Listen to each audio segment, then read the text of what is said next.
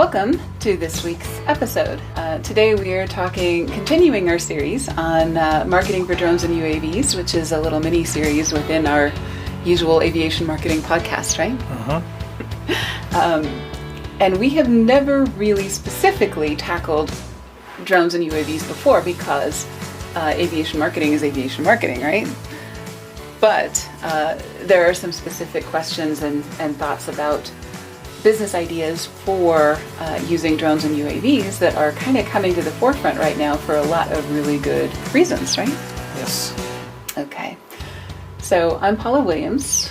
And I'm John Williams. And we are ABCI, and ABCI's mission is to help all you ladies and gentlemen out there in the aviation world sell more products and services. Absolutely. That includes drones and UAVs. Yes, absolutely. And you may want to consider when you're talking about aviation products and services, drones and UAVs as part of your business plan. If you're looking at your 5-year, 10-year plan, if you're not considering how drones and UAVs are going to impact what you're doing now, you really should be. And so part of the reason for this series is because we're getting questions from existing aviation businesses about how to maybe add a line of business or a product or a service having to do with drones and UAVs. And part of this is there are a lot of pilots who are not busy right now. This is April of 2020 that we're recording this because of the COVID virus situation. This is not the first or last time that the industry's been impacted or individual pilots have been impacted, right? True. So, you might want to think about this as part of your career plan, either before, during, or after your career as an airline or charter or corporate pilot, right? Yeah, well, most pilots, at least airline types, cargo types, have a couple of weeks off every month. So exactly. So you may have some time to be working on this on the side. You may have some time to earn extra money. You may have some time to be thinking about how this fits into your plans to either fund your future pilot training. If you're, even if you're in high school, you can do some of these ideas, right? So you may have a situation where you may have kids, you may, want to be spending more time at home, other things like that. You may just want to have an alternative in case things at your company aren't going your way, right?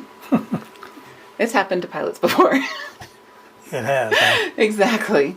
So it's good to have a plan B. That improves your bargaining position for anything that you're doing, right? Yes. Okay. Cool. All right, so some business ideas for drones and UAVs, and we're covering these in separate little videos that you might want to look into. Today we're talking about building inspections, right? Good stuff. Yeah, absolutely. So the neat thing about drones for building inspections is that they save a whole lot of time and money for everybody involved, right? Sure.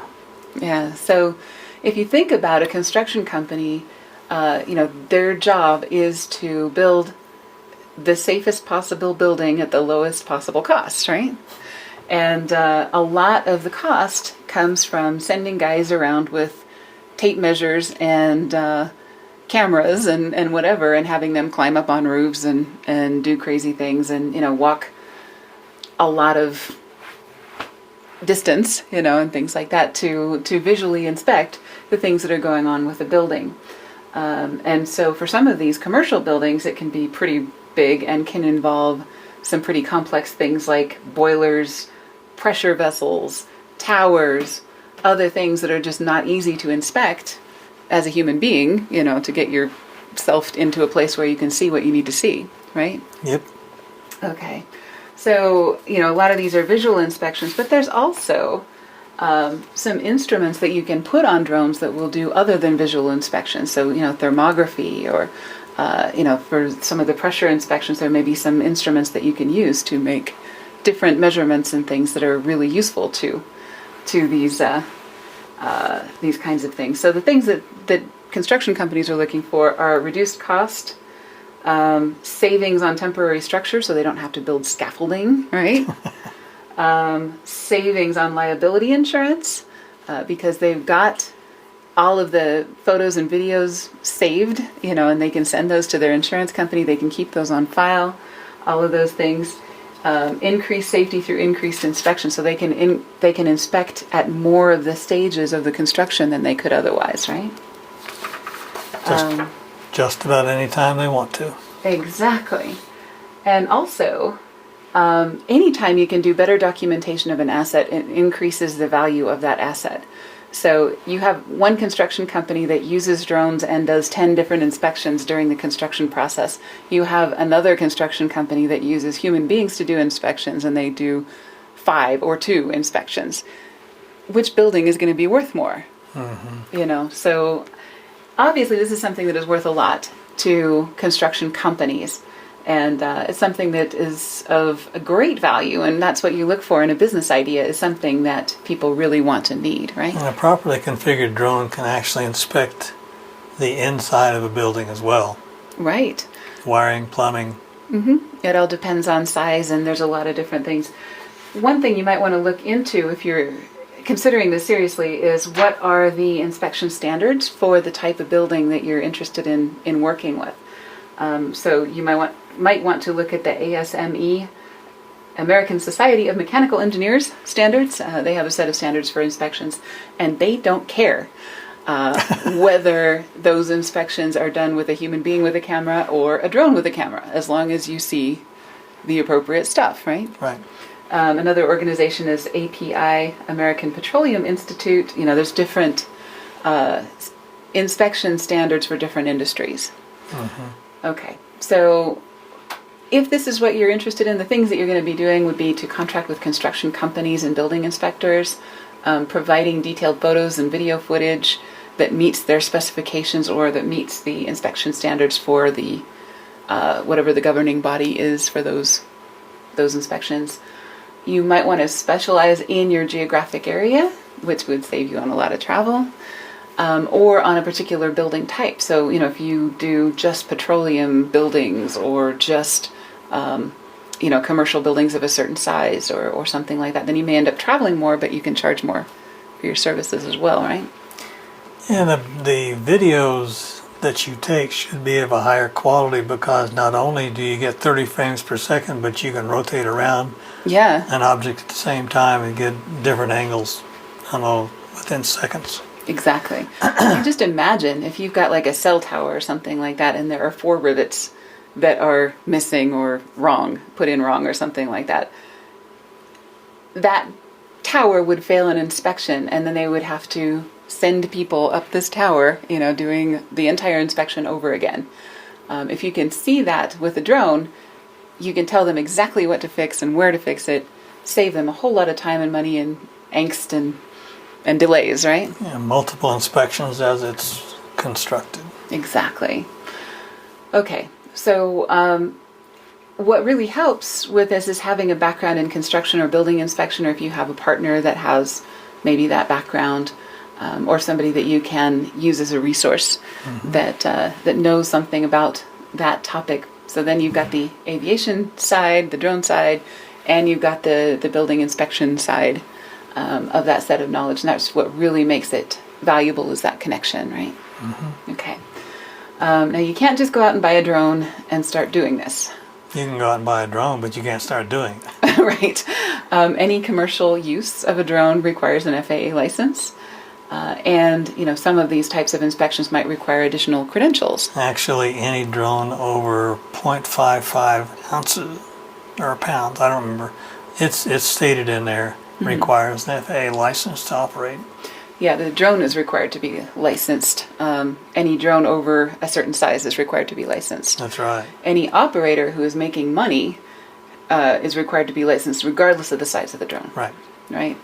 Okay. So it's an evolving field, as you can tell. And, as we work with clients, we can nail down the specifics of what we need to do to make your business profitable, and that's really what we're in the business of, right? Mm-hmm. Okay. So having been in the business of aviation marketing for a long time, and you having come from an aviation background, presumably, you already know the FAA laws and rules. You already are familiar with a lot of these concerns and things like that, so that gives you an advantage over the guy off the street, right? One would hope. One would hope. Okay. So what could possibly go wrong? This is aviation This you're is talking a about. perfect business idea. What could go wrong with this? And it is a really good business idea, but there's a lot that can go wrong with any business.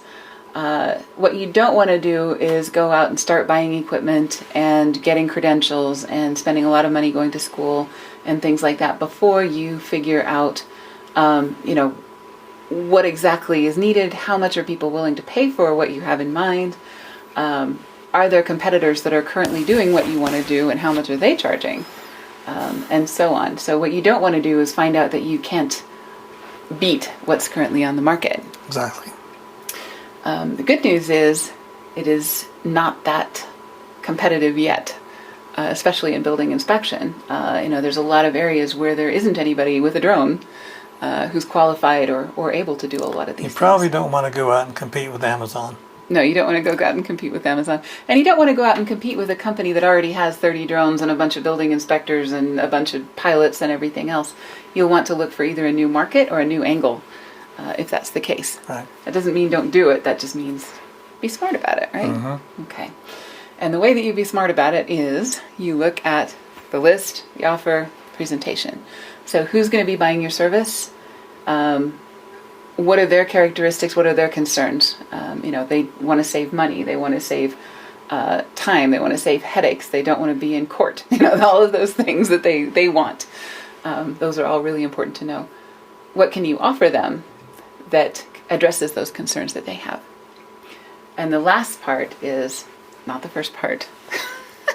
Everybody jumps to this to begin with. How do I get in front of these people, and how do I get them to choose me as opposed to any of the other options that they have? That's the last piece of the whole thing. Right. You have to have the list and the offer figured out before you want to jump out in front of people. And otherwise, you're throwing away money and time. Exactly.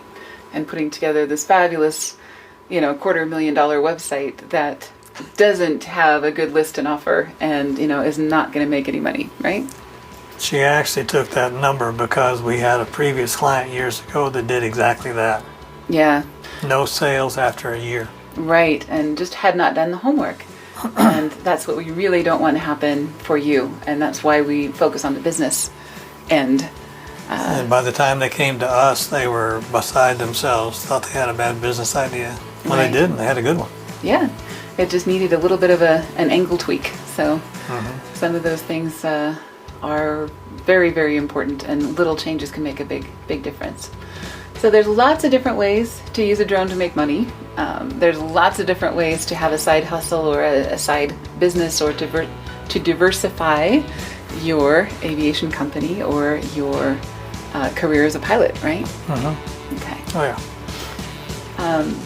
This series is being brought to you by our marketing lab, which is the best way that we have found to provide this kind of advice on the scale that a small company or a growing company can afford.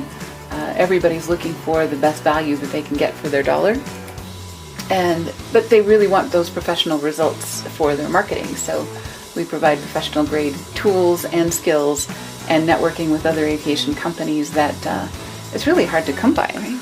Well, because of our scale, we're able to purchase different products and services from larger companies and make it available to anybody that's in our marketing lab. Exactly. And the people in the lab are really, really helpful at helping you tweak your ideas so that they will be successful. So thank you for joining us, and we will see you next week for a different idea about marketing for drones and UAVs, right? Have a great day.